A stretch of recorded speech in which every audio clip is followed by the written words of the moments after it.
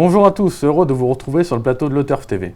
Aujourd'hui, j'accueille justement sur ce même plateau Benjamin Nisol du journal Le Favori. Bonjour Benjamin. Bonjour Alexandre, bonjour à tous. Donc Benjamin, ce mercredi, direction le nord de la France, l'hippodrome du Croisé-la-Roche. Ce sera le Grand Prix Henri Sion qui sera support du Quintet plus 5-5. Malheureusement, l'épreuve de Rédicache, le Grand Prix de la Fédération Régionale du Nord, n'a pas réuni assez de partants. Donc là, c'est une épreuve réservée à des concurrents européens de 6 à 10 ans. Ils étaient initialement 15 au départ. Malheureusement, le numéro 12, Théo Pénémé, qui avait une bonne chance, sera non partant. Il a fait un coup de sang. C'est un peu dommage, mais c'est comme ça. Donc aujourd'hui, au sommaire de l'émission, l'analyse de la course par Benjamin. Viendra ensuite un bruit des pistes, son pronostic et le plus important, à jouer sur l'auturf.fr, son conseil de jeu au 5 sur 5. Benjamin, on commence. Un petit débrief sur la piste du Croisé-la-Roche. C'est une grande piste. C'est une grande piste sélective, de pourtour de 1665 mètres. On a une ligne droite assez longue, donc ça permet aux attentistes de pouvoir venir finir. Et les chevaux qui vont de l'avant ont aussi les moyens de réussir, vu que c'est une piste, comme je vous l'ai déjà dit, sélective. Donc toutes les tactiques sont possibles au croisé. Les meilleurs peuvent s'exprimer. Tout à fait, ouais. Logiquement, on devrait avoir les meilleurs qui devraient finir à l'arrivée de ce quintet. Ok, on commence par un cheval de classe justement que vous avez mis en pole position, le numéro 1, Solong. Il est en forme. Le cheval est en forme, donc il reste sur 2 bonnes tentatives. L'avant-dernière, il avait gagné en gain, il avait battu Sacha Marboula qui a gagné le quintet de lundi. Bonne ligne. Bonne ligne, tout à fait. Ensuite, il a fini 2e à Mokanchi. Le cheval est extra. Il a été déféré 3 fois des antérieurs, si je ne dis pas de bêtises. Il a gagné 2 fois, il est une fois 2e. Là, l'engagement est favorable. Il part en première ligne, logiquement. Par on ne devrait pas être loin du compte. Son numéro 1, on rappelle que ce quintet 5-5 se dispute derrière l'autostart, au Croisé-la-Roche. Il part derrière le 1, c'est un peu un numéro piège pour lui? Ça peut être un numéro piège, mais je pense quand même que face à tels adversaires, ça devrait aller. D'accord, vous pensez qu'après il a les moyens de faire le tour des autres Ouais, carrément. D'accord, donc on sent la confiance de Benjamin pour le numéro 1, Solong. Pour moi, c'est le cheval à battre. D'accord, moi tout est dit.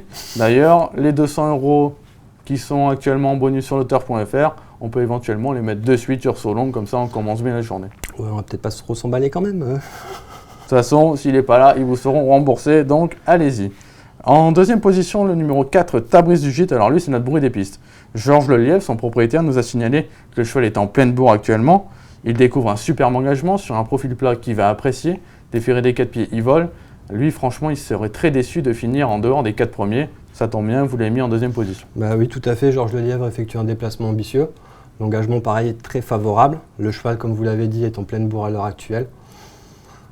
Là, en plus, lui, il a arrêté du numéro 4 à l'Autostar, qui est quand même un excellent numéro, que ce soit à Vincennes ou en province. En général, numéro 4, 5 et 6 sont vraiment des très bons numéros derrière la voiture.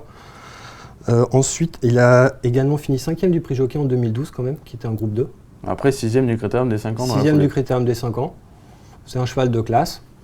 Logiquement, on peut en faire une bonne base de jeu, je pense. Bonne base également, donc pour Tabriz du Gîte. En plus, le 4 à l'auto, c'est un cheval qui démarre. Donc, exactement, ouais, en plus. Il va rapidement occuper une bonne place.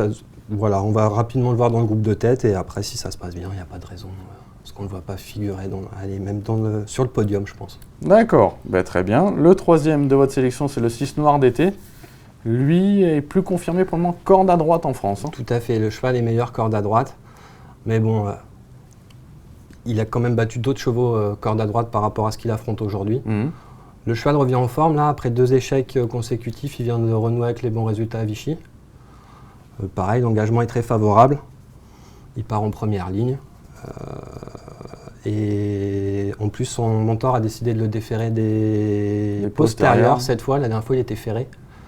Donc on doit y voir un signe, je pense, pour cette épreuve. Puis déférer des postérieurs, c'est comme ça qu'il avait gagné son quintet 5-5 à Cabourg. Tout à fait. Et d'ailleurs, il avait laissé une drôle d'impression ce jour-là.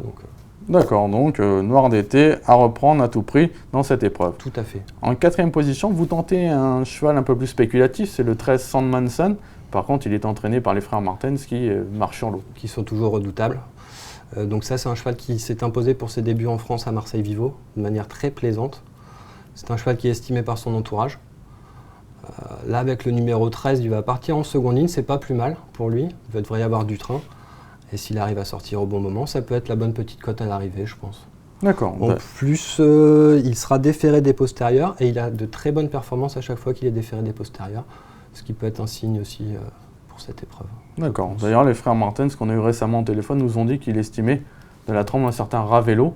Donc Ravelo qui a 350 000 € de gain aujourd'hui, lui en a 60 000. Dans un lot comme ça, je pense que Ravelo aurait une première chance aussi. Voilà, donc c'est peut-être la bonne information. En 5e position, maintenant vous retenez une jument, Ouais. le numéro 2, Nefertiti Del Rio, elle on la connaît bien en France. Hein. Voilà. La jument, elle vient de finir 2e d'un quintet sur la petite piste. Elle rendait 25 mètres, ce qui est jamais évident. C'est sûr. Donc elle vient de renouer avec les bonnes performances et de nous prouver sa forme. Là c'est pareil, elle découvre un engagement assez favorable. Elle a arrêté du 2 derrière la voiture. Un profil plat qui ne devrait pas lui déplaire, loin de là. Ça devrait confirmer son être gain de forme, je pense. D'accord, en plus c'est vrai que déférer des 4 pieds, elle en France, elle est pratiquement tout le temps à Ça l'arrivée. se passe très bien en général, ouais. D'accord, donc on fait également confiance à la jante féminine. Vous le faites On après continue, également avec le numéro 14 chez HTS Playmate. Tout à fait.